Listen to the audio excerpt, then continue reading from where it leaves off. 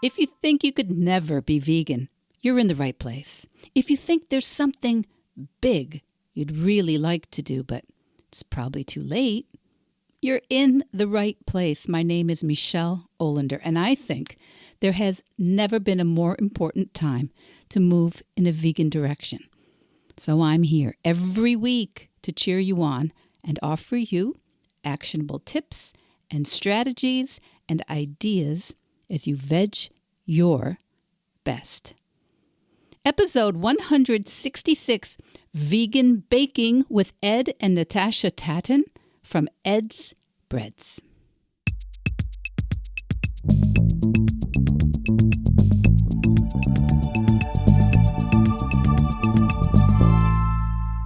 Hello, my Veg Your Bestie. Welcome back. Welcome back. How did it happen? November 2023. And here in the Northern Hemisphere, it's getting dark out. It's really dark. So let's talk about baking. Let's talk about bread. You know, I am personally very partial to couples who partner in both life and business. As my mom once said about me and my husband, working together day in and day out, it must be like being married twice as long. Well, some couples make it look easy. My guests this week, Ed and Natasha Tatton, are a beautiful couple who have a brand new, gorgeous cookbook out today, November 7th, BReD, the cookbook. And BReD is spelled B-R-E-D, referring to Ed's Breds, Ed and Natasha's vegan bakery in Whistler, British Columbia. And that's in Canada, if you're not familiar with that sporting capital. Yes, you heard me right. Ed's Breds is a vegan bakery. Unusual, right? Everything they make and serve is plant-based. Even the frosting, even the chocolate sprinkles, everything. So we talk today about vegan business, vegan recipes, their tips for the home baker of sourdough bread, and their individual and joint vegan journeys. You know, I have never had a guest on Veg Your Best yet who was born and raised vegan. Ed and Natasha Tatton are no exception. I think you're going to enjoy hearing what changed for them, what they learned, how they made being vegan, creating a plant-based business, how they made that work in spite of Ed's career in fine dining. Ed and Natasha have a strong commitment to showing vegan leadership in Whistler, as well as solving problems around waste and sustainability and the impact of plant-based foods on Ed's health personally. Lots and lots to discuss. So let's get started, and I'll catch you on the other side of the interview. Natasha Tatton, Ed Tatton from BReD in Whistler, British Columbia, Canada. Welcome to Veg Your Best. Thanks so much for having us. Hi, nice to chat today. Oh, it's a delight for me. You've got a lot to talk about, I know. So we're going to try and get right to it because you have so much to teach our audience, I think. But tell us first, what's BReD? BReD came about, my name's Ed, and so we decided to call the business, the bakery, BReD. Keep it really simple, B-R-E-D. So it's kind of, combination of my name and what our staple product is. We make organic sourdough bread, amongst a lot of other things now, cakes and cookies and cinnamon buns. We're 100% plant-based, so we use no animal products throughout the whole of the bakery, which is quite unusual in a bakery where, so much dairy and eggs are used. So we're relatively young. We've had the bakery since March 2019, and we're a force to be reckoned with. That's great. Well, you're also, when this episode airs, I believe, according to your publisher, that is the day that your book will drop or be available. And that book is also called, Natasha? BReD. BReD. So it's BReD the Cookbook, and that is a collection of recipes of lots of sourdough breads that we've made at the bakery, and then also sweetbreads and small breads. There's things like burger buns and hot cross buns and cinnamon buns, donuts, and things we haven't made at the bakery before, like desserts and celebration cakes and that kind of thing. And there's also a chapter on zero waste. So we use like sourdough discard, or when you're boiling chickpeas, you can use the chickpeas for one dish and the aquafaba or bean liquid for other things.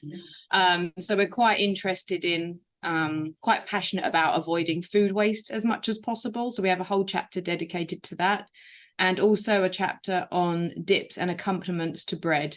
So there's a whole lot of things in there. It's much more than just bread, and our bakery is much more than just bread as well. But it definitely started with bread, and started with Ed just making bread for our local community originally, and wasn't even a business really. It was just he liked making bread, and people would call it Ed's Bread, but he didn't really want to call the bakery Ed's Bread because it can kind of sound a little bit like tacky if people are like Luigi's Pizza, you know. It's kind of, it can sound a little bit like, I don't know, having a name, the person's name with the product. So we decided just to go for bread but spell it like Ed, so we dropped the A, BRED. Well, it's very catchy. And also on Instagram, you're Ed's Bread, right? Yeah, exactly. The original. There's a few imitators, but we are the original. So it's Eds_bread. So EDS_bread, BRED.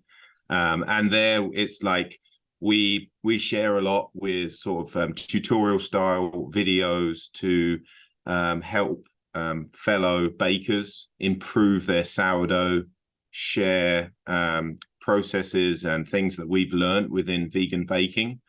And it's a real friendly place, to be honest. Like, a lot of social media can be quite negative, and thankfully, touch wood, we've been blessed that we don't get too many trolls, and it's quite a positive place where we're happy to message people if they have questions, and like I said, it's quite an open and sharing platform. Well, so tell me, I bet a lot of people are surprised to even think that bread isn't vegan to begin with. So what's in bread often that isn't vegan? Yeah, unfortunately, bread has changed a lot within the last 50 years. Pre sort of 1920s to 1940s, let's say, pretty much all bread was sourdough, and it was kept very simple, 3-4 ingredients. Flour, water, salt, and some sort of yeast, either natural. Commercial yeast came in sort of more in the 50s and 60s to speed up the process. And we've been making bread for thousands and thousands of years. It's been part of our culture, part of our religion. And it's so simple, but such a joy to eat and make and share with friends and family. So that's why we love it. But unfortunately, like I said, moving forward now, bread that you find in the supermarket can contain between 25 and 35 ingredients. And they can include different emulsifiers, sugars, even milk powder, for example. And these are all to preserve the bread and give a longer shelf life. So when you buy a loaf of bread, you can put it in the cupboard and it'll be fine for 2 weeks. Whereas, true bread, true sourdough, will go moldy within a week because it's just flour, water, and salt. If you keep it in the right conditions or you slice and freeze it, then that's absolutely fine. But it's changed a lot, unfortunately. And then there's other sort of breads within that sort of umbrella, like the French sort of brioche, which contains eggs, milk, and butter. So generally more on the sweeter side. Breads would contain animal products. But when we're talking about just the pure, a nice whole grain sourdough, it should be vegan. But it's inherently vegan. Yeah.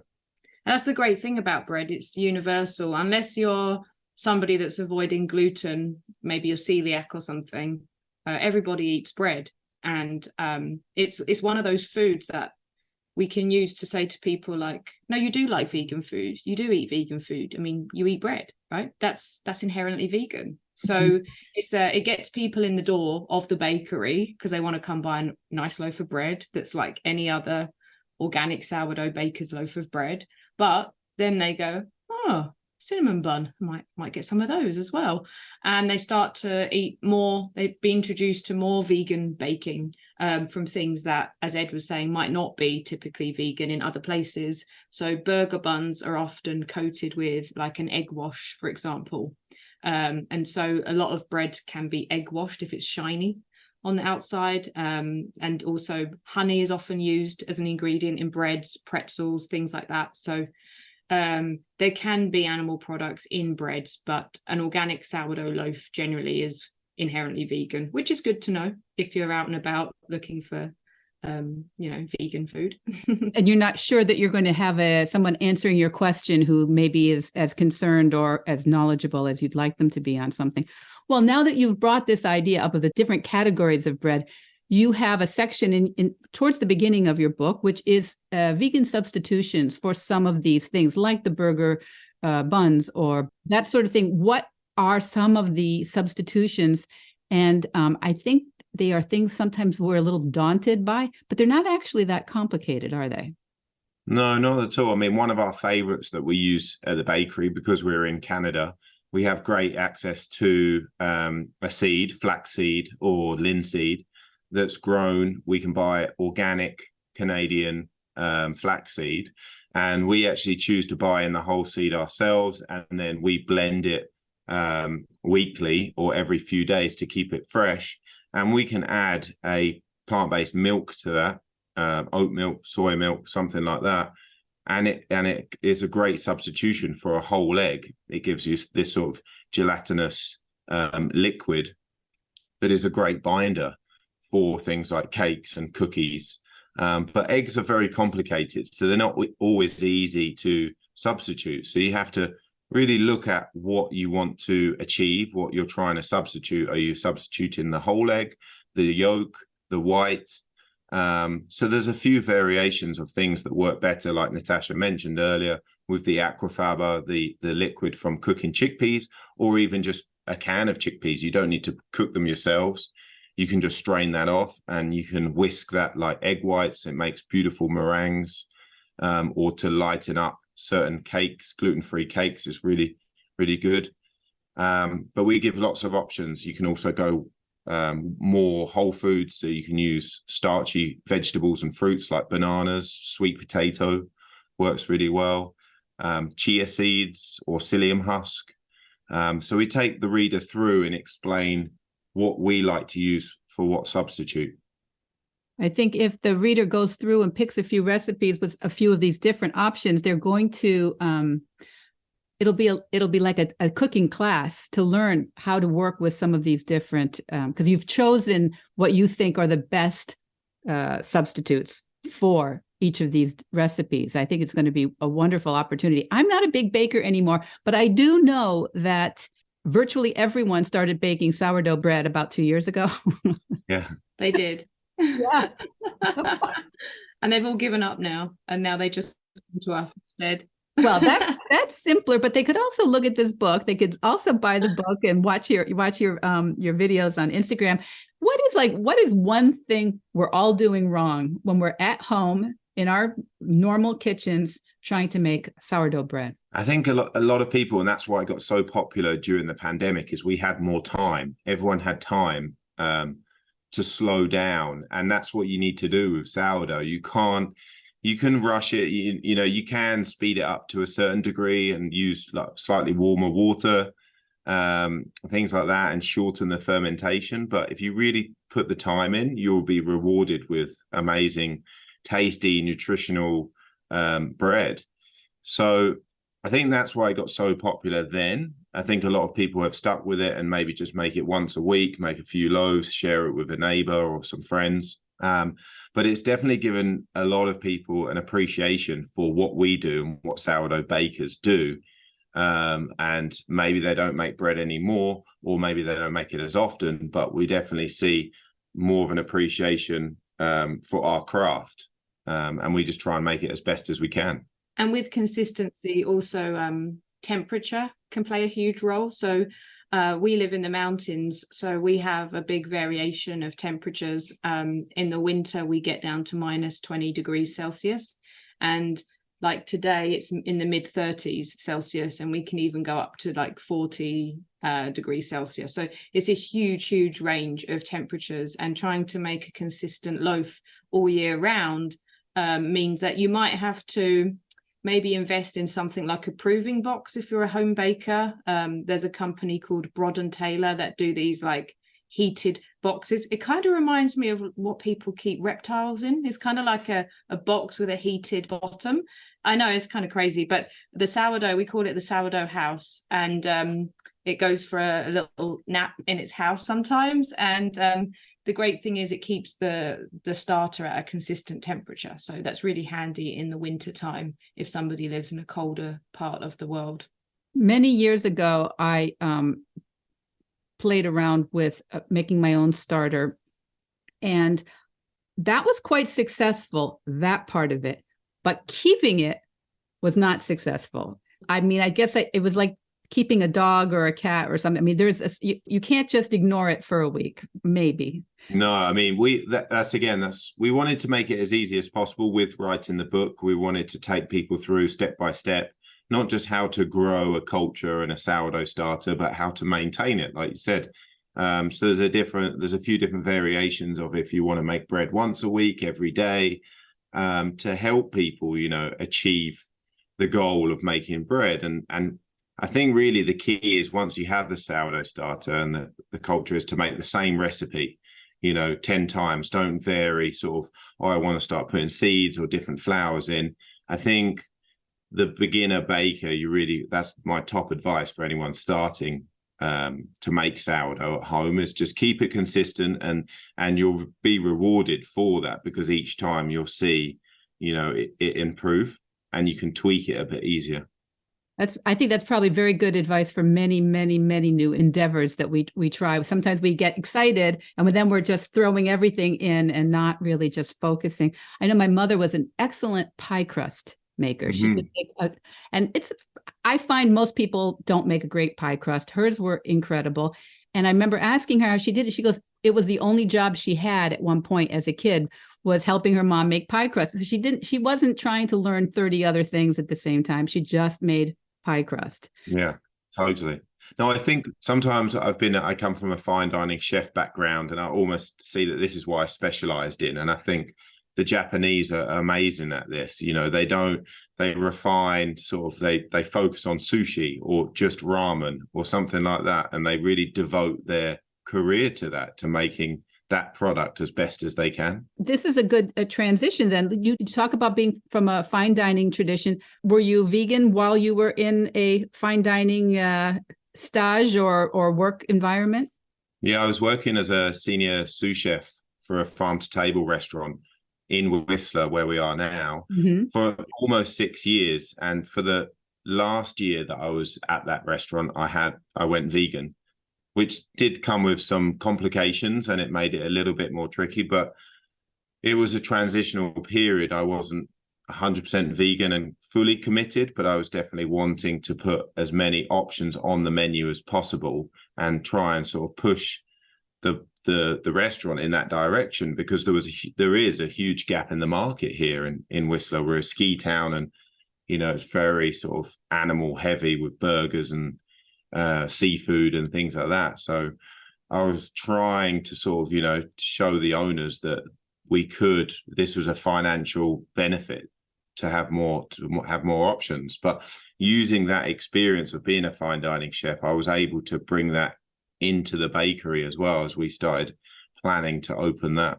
So what were some of the complications of moving towards a vegan personal life and remaining professionally, having your job, what you need to do? How was that? Was it complicated interpersonally with people, or just simply with compartmentalizing what your choices were? Yeah, exactly. I mean, we were getting in sort of whole animals and things like that, doing a lot of butchery. And I was lucky enough that the head chef was a very good friend of mine, and sort of could see that I was going through this change personally, and was able to focus on other areas within the restaurant within starting the bread program, focusing more on the desserts. We would taste a lot of things. So I was making as many of the garnishes for these animal-based dishes vegan. So I wouldn't actually have to taste anything. I would have the support of my team. And looking back, I was very lucky that everyone understood that. We would always have a vegan staff meal, for example. Maybe if someone else was helping me, they would, to avoid food waste, they would put up something animal-based. But 80-90% of the meal that we would sit down and share would be vegan. So I was quite lucky in that they were very accepting and respectful with my choices. And Natasha, you've been vegetarian and vegan quite a while. Yes, I was vegetarian as a child. So from the age of 7, I was allowed to not eat meat anymore, which I'd always kind of rejected. But then when I met Ed, I definitely... he found it annoying that I didn't eat meat and fish because he'd been trained in the culinary arts. He was actually a UK seafood champion under 21s category when I met him. He just won a competition with the prize money. We ate at the best restaurant in the world, a 17-course meal. And I was being shown all this, fine dining that I'd never grown up with. I grew up in foster care. So quite the other end of the spectrum. I'd grown up basically as an unhealthy vegetarian, eating something called a cheese and onion pasty most days, which is basically a pie with cheese and onion in it. So very little nutritional benefit to that.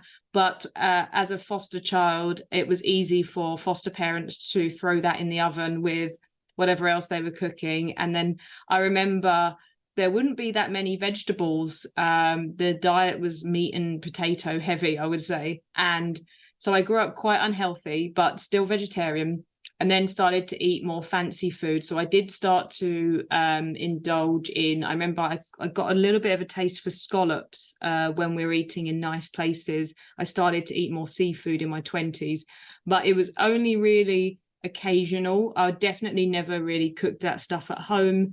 Still, we ate a vegetarian diet at home, and I would always choose a vegetarian option if I could when I went to a restaurant. I worked at the UK's best vegetarian restaurant in 2008, as decided by the Lonely Planet anyway, that used to be a big travel guide type thing.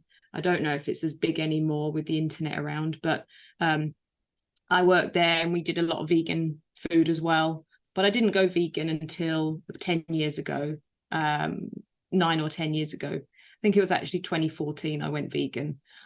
So it was a gradual transition. I didn't actually identify with the word vegan, I don't think, until I realized how bad the animal agriculture industry is.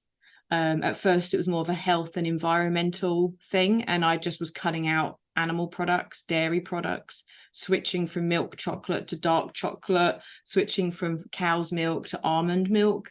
And I just kind of did those incremental steps.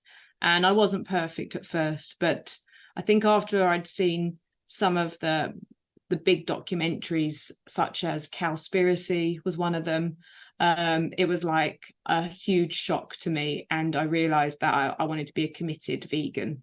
So I went the whole hog, and now we've lived a life since then really devoid of animal products as much as possible, and follow that through into our business as well.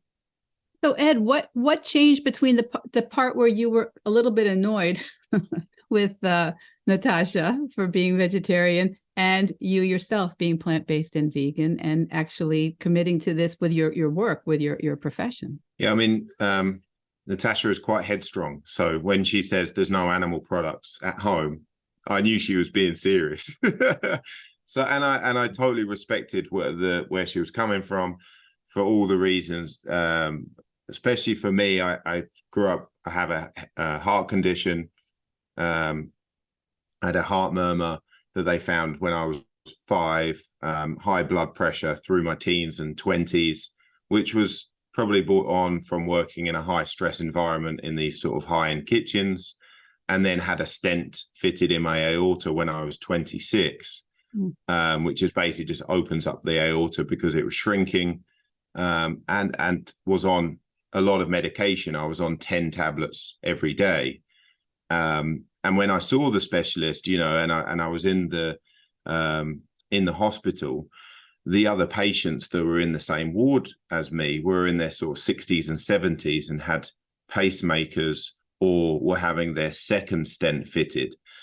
And it really didn't sit well with me, thinking, I don't want to be on these 10 to 12 tablets every day for the rest of my life. Like, I even would ask the specialist, you know, what sort of research is there into someone taking this medication for that amount of time? Because as we all know, sort of medication can cause other issues, you know, with other organs or depression or whatever it might be. So for me, coming from Natasha's point of moving towards a vegan diet, I knew that it would be a good thing straight away without really doing too much research of cutting out the dairy, because, you know, butter, milk, cheese just clogs our arteries. And everyone knows about that, but we still indulge because it's quite an addictive thing. So that was quite easy for me to cut out, especially the milk. That was definitely the first thing to go. I like drinking coffee and tea and things, cereal, cut that out, move towards sort of oat and almond milk in that time. Cheese was, and to be honest, even meat and fish, because we weren't eating that at home. We'd already transitioned to a heavily sort of vegetarian diet at home.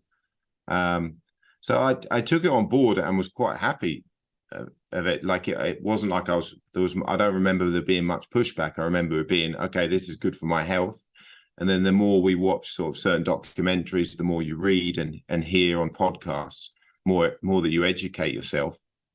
I thought this is great for the environment, for the animals, and there was just more and more reasons why I should make that commitment and say that I'm choosing to live not just a plant-based lifestyle, but I want to go all the way and be vegan as well, and not wear animal products as well, you know, leather or wool or anything like that. I seem to remember as well, Ed was quite excited and interested in veganizing things. Like, I remember like showing him that you can make cheesecake with cashews. Like, now that's very everyday, like everyone's seen a cashew based cheesecake. But you know, if you go back 9 years ago, that was kind of like, wow, you can get a cheesecake texture and even a cheesy flavor from using plants like nuts and, you know, that magical stuff they call nutritional yeast. And it was kind of like, wow, there's this whole other culinary world of vegan ingredients that can make things that stand up to traditional animal-based ones. And I think when you come from a background that's very classically French cuisine trained, they don't use those ingredients. That nobody in France is making cashew based. I mean, maybe now they are because they're starting to go vegan, but you know, no one's making like a fondue or whatever with nuts. It's all like cheeses from different animals. So it was quite exciting, I remember, for Ed, and he wanted to explore that more and learn more about how plants could be used to substitute animal products. Well, if you're a creative chef, creative culinarily, there are really so many options. I think we always talk about how most people, when we go vegan, we trade eating about 7 to 12 things per week to 30, 40 things per week. We have a much, you know, if we're lucky enough to be able to afford things in the store and try things, we really do have a lot more to play with and to enjoy and to feed our microbiomes with, it seems to me. Yeah, I was just going to add to what you're both saying. Like, I knew that I could cook a steak or a beautiful piece of fish. I knew I could cook that extremely well. I'd been doing it for years and trained in it. So like Natasha said, it was a new challenge for me. It really opened my eyes to all these new ingredients and plants and spices and things like that, to not replicate what I was trying to do. It was almost a whole new way of looking at food, which was really exciting. And I think if you come at it from that angle, instead of just being stuck on this sort of, wheel of just going round and round and doing the same thing, because that's what you think the customer wants or your friends want to eat. If you present them with something new, it might be a bit scary, but actually, if people are willing to give it a go, it opens their eyes, and it's really can be quite fun. And luckily you had the fun, because some of us probably don't really want to figure it all out. We may not have the time or the talent or the background. And so BReD, the cookbook, gives us a chance to work with what you've created. So what is a very popular recipe? I'll tell you, the one that looked really good to me was the orange almond cardamom cake. I guess that's not really a bread. No, I mean, that's the thing. When we sat down and looked at, I remember one of the first things that the publisher wanted was the contents page. So they said, it can change a little bit through the process, but we want at least 100 recipes. And when we sat down, we were like, wow, 100 recipes, that's a lot. Because they were like, that's the magic number. If someone is paying this amount of money, 100 recipes, that's a lot for the money, which is great. That's what we want. What sort of recipes would we want in a cookbook, in an ideal cookbook? So it's a baking book. So yeah, we want the bread, but we also want cakes and cookies and things that a beginner could make, or an intermediate baker, and then something moving forward that they'll be challenged by. So the cake is a great option because it's in the food processor, minimal dishes, which is always good. Right.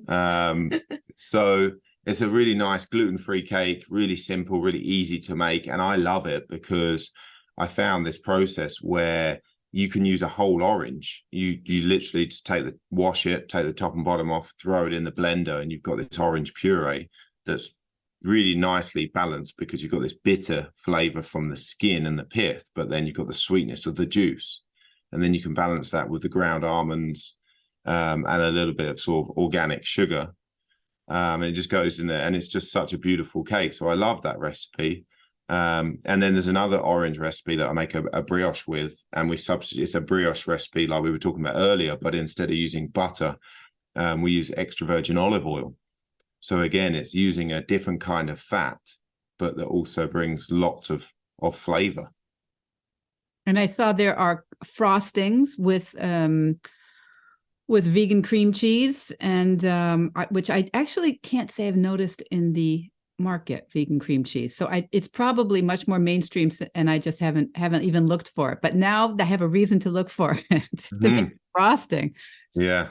Well, we got married in 2017. We had a big vegan wedding, and then we went on a road trip from Whistler to Banff, and we stopped off at a few places on the way, and we ended up in this town, I think it was Kelowna, and we were looking for a vegan cafe. I think at the time there was maybe one vegan cafe. Now it's a bit of a hotspot, like there's some really phenomenal vegan places there, but this was a few years ago.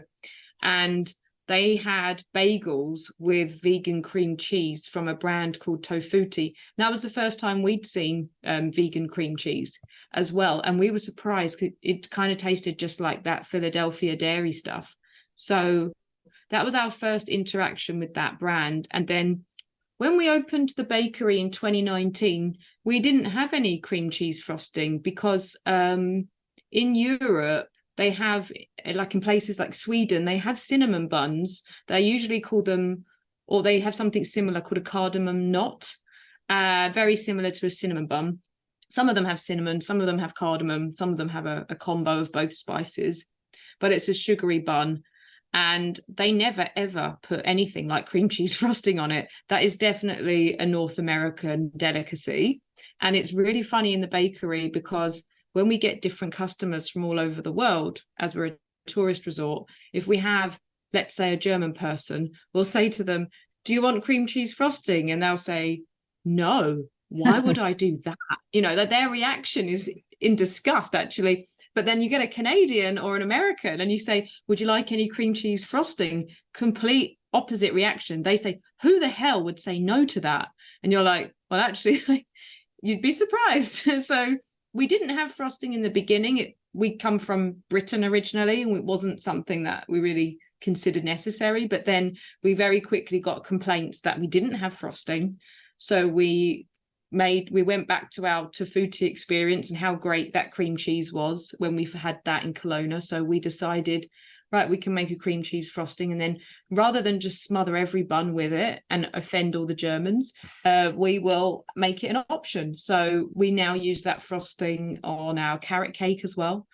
And some people say they love the carrot cake, but it's the frosting that makes it. So it seems to be a bit of a winner. And we just hired a new staff member, and she took home some frosting and just ate the frosting on its own. So it must be pretty good. I imagine it is. I imagine it is. Now, this reminds me because I'm married to a Canadian, and you and he do not have the same accents. So what got your accents to Canada? It's a classic Whistler story because we're a ski town. It's very transient. A lot of people will just come here for a winter season. And our idea was take a year out from work in the UK. We'd already done previously. We lived in Australia for a year and in New Zealand for a year because we were both lucky enough to have professions that we could travel. I was obviously a chef and Natasha was an English teacher. So we'd done a lot of traveling before. We'd been back in the UK for 5 years and we'd heard amazing things about Canada. So we thought we'd come to Whistler for 6 months and then we'd go to Montreal for 6 months because French-speaking part of Canada, lots of amazing restaurants there that I would be able to get even more experience and then potentially move back to the UK and open something ourselves. And we never thought that we would be here. We've been here for 10 years now. We're Canadian citizens, so we've got passports, so it doesn't look like we're going anywhere soon. But we love Whistler, BC. That's great. Now, I haven't been to BC. My husband's from Montreal. He's not French, but he's an Anglo-Canadian from Montreal. And so I guess it's Montreal's loss that that they didn't grab you. It didn't pull you out of Whistler. But It sounds like you're very happy there. Now, so is Whistler much more of a vegan hotspot now than 10 years ago? Than 10 years ago? Yeah, definitely. I mean, when we moved here, there wasn't one vegan restaurant at all. But there was a vegan Facebook group and it's still going, and Whistler Vegans has about 2,000 members. What I would say about Whistler is it's a tourist machine in a way. So a lot of the restaurants here have quite generic menus and they have seasonal staff, so they need to have menus that are easy to roll out and train people on. So I totally understand that as a business owner with the staff challenges of people coming and going all the time.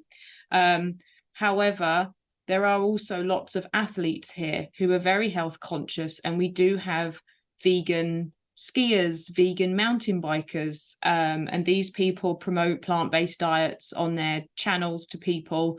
They endorse plant-based products. One of them, Julia Murray, she has her own blog, Hooked on Plants. She's an Olympian skier. Her dad was an Olympian. Half the resort's named after him. Her mum was an Olympian ski ballet person. Like she is like the ultimate, ski family athlete. And she endorses lots of plant-based cuisine, is a big supporter of us. Her whole family are actually. And so we find that because it's an Olympic town, we had the 2010 Vancouver Olympics here, people are health conscious, people care about the environment because they want to play in the environment. So they understand some of the impacts of their diet on the planet. And we notice it especially here because we are in a wildfire zone in the summer and we're seeing our glaciers shrink phenomenally fast. And it's a worry for people on what the future of skiing is going to look like. So I think there are conscious people in BC who are kind of switched on to what we're doing here as a vegan business, and even if they don't all identify as vegan, I think they quite like supporting a vegan business and eating vegan products as well.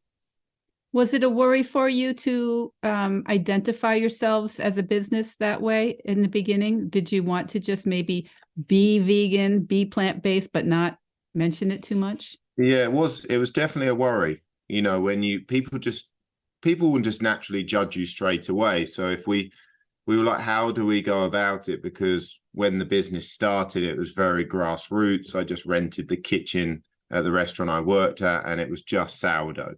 And it was the same sourdough loaf every week. And we just built that up. It was almost like running a little farmer's market stand. I was very lucky the restaurant allowed me to do that. And it was moving market research. So eventually the community were like, we want you to open up a bakery. We want to get this more often. I don't think we didn't really announce that we were vegan.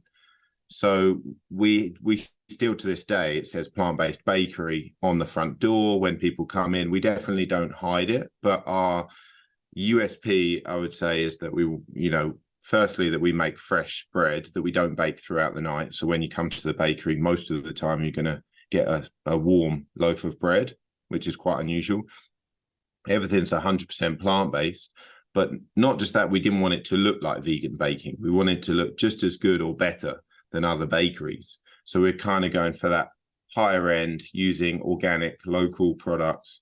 And when we come up with an item for the menu, we're thinking about how it's going to present and serve, what the garnish is going to look like, all these sorts of things. We try and take everything. We really think about every step. So you don't regret it. It worked out. No, because we already had a reputation as, like, everyone knew Ed for making bread, and we had community buy-in. Like, they'd already had his bread.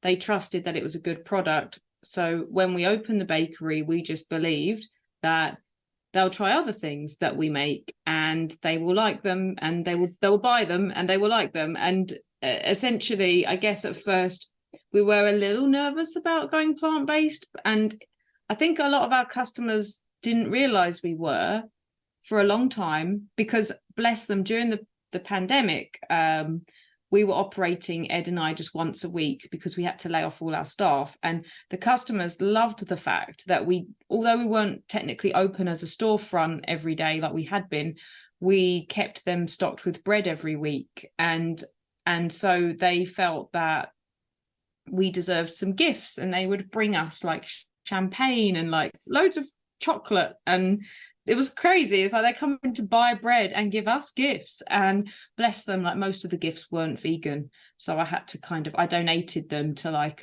somebody was doing some sort of like quiz online or something and giving out prizes, and I was like just trying to get rid of these things. And it's hard when people do that, because you don't want to be ungrateful and make them feel bad, but it's like, we don't really want to eat anything that comes from an animal. So I figured, like, how have they been a customer of ours for this long and haven't realized that we're vegan? Yeah, Natasha, the penny just doesn't drop. People who know, I had dinner last night with someone who I've had dinner with consistently for years, and said to me, "You're vegan?"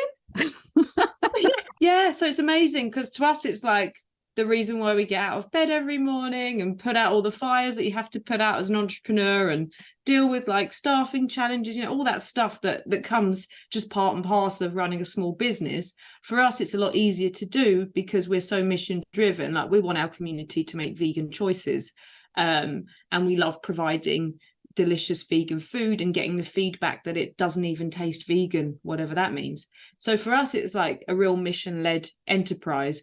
But for the customer, they're just like, oh, I just buy bread there, I just buy cinnamon buns. Yeah, I love them. The calling card is deliciousness, then, that they just want it. And yeah, that's your advocacy. You're getting us by our taste buds. Totally.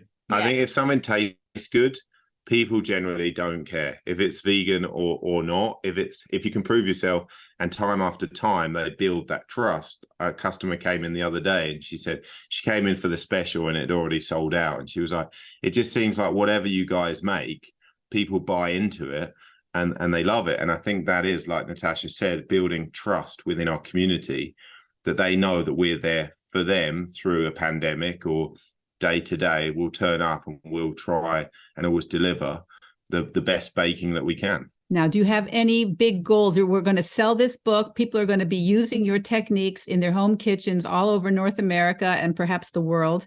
And they're all going to be grateful to you. They're all going to want to online order. Can we online order from you yet? Yeah, absolutely. You can just head to... Oh, not the products. Oh, are you talking about the products or the book? The product, your actual baking. Oh, well, the issue is, as Ed said, our USP is that it's still warm when you pick it up. And with shipping, Canada is such a huge country. And then if we're talking about the whole of North America, you have to get it through customs. So there's no guarantee that these products will stand up to shipping. So we're very, and also we'd have to charge extra for shipping. So the cost of a cinnamon bun to be shipped to Alberta, for example, or Oregon or somewhere, would be phenomenal. And then for it to arrive and be like half stale would be a tragedy. So we have decided that our products are not meant for being shipped, because we'd have to put preservatives in them, and we just don't really believe in that. And I feel like it's a destination bakery. You know, you have to come and see us, come on vacation.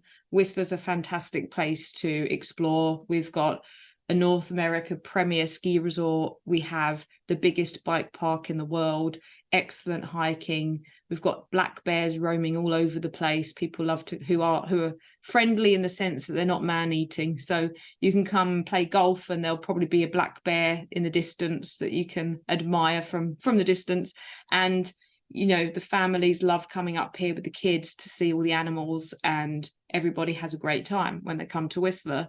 And bonus, there just happens to be a fantastic sourdough bakery that's vegan. So stop in, get fueled up, head out on your mountain expedition. Well, I think that's the perfect place to stop and let you go on to your next gig, because you must have to get up very early, right, for the bakery. What time? Yeah, pretty early. Generally, we get up. I've got an assistant baker who gets up earlier than me, but I normally work later. So normally about 5 a.m. both of us are up. Yeah. But then we don't walk back in the door till about 6 or 7 p.m. So is that nice? So it's just all doing its thing while you're it's long hours, 12-hour days. But you know, like Tash said earlier, when you're mission driven and you're passionate about what you do, that's what gets you up and out the door every day. Well, we will be sharing as much as we can when this episode goes out, right? I think it's November 7th. It's early November when your book is published, and we will be sharing as much as we can, and whatever you've got online we'll be linking to. And we wish you all the best. Natasha Tatton, Ed Tatton, thank you very much for sharing everything about BReD and BReD the cookbook. Thanks so much. Thank you. If anybody does want the book, then you can just head to our website, edsbred.com. That's edsbred.com, and you'll see BReD the cookbook there, and it will link you to Penguin's page, and it shows you can find your local bookstore. You can order it on like Amazon or Indigo or wherever you buy books. The book's available. BReD the cookbook. So what did you think of Natasha and Ed Tatton?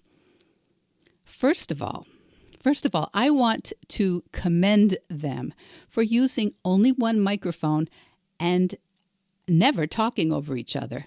What a couple of pros. That's real teamwork. Usually I like to record everyone on a separate mic so that Charlie, my sound guy, can have a separate audio file for each person. But wow, they did it. And you know the expression, how you do anything is how you do everything? I get that sense from Natasha and Ed.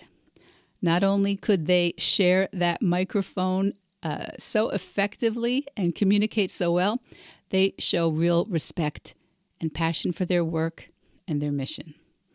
And I think the minute you look at their new book, BReD, BReD, the cookbook, you'll see how beautiful, how full of information it really is.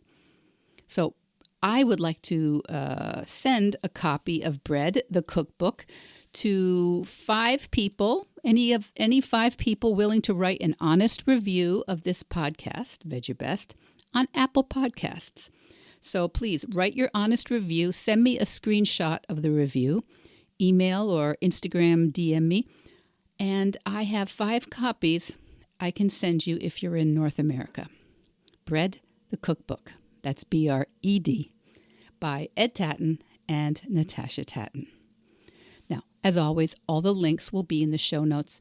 And you know, we have spoken about the obstacle being the way over the years. I think Ed and Natasha are one more great example of how facing the obstacles actually helps you. Facing those obstacles actually help you become more yourself and help you create something truly special that only you can do. Now, maybe the magic you're seeking is hiding behind the work you've been avoiding. I know sometimes I think mine is. So thank you. Thank you to Ed and Natasha for making something that didn't exist And if you're in Whistler, in British Columbia, go visit them. Go visit Ed's Breds and tell them Michelle from Vedge Your Best sent you. Okay, kids, wherever you are, until next week, Vedge Your Best. Vedge Your Best podcast production, music, and editing by Charlie Weinshank. Thanks, Charlie. Before you go, it would mean so much to me and the Vedge Your Best team if you would hit subscribe, leave us a 5-star review, or share with someone you think might be interested. Something about algorithms, it helps bump us up a little in the rankings, and that's the best way to help others find the podcast and for us to find our audience. So, until next week, make it easy and Vedge Your Best.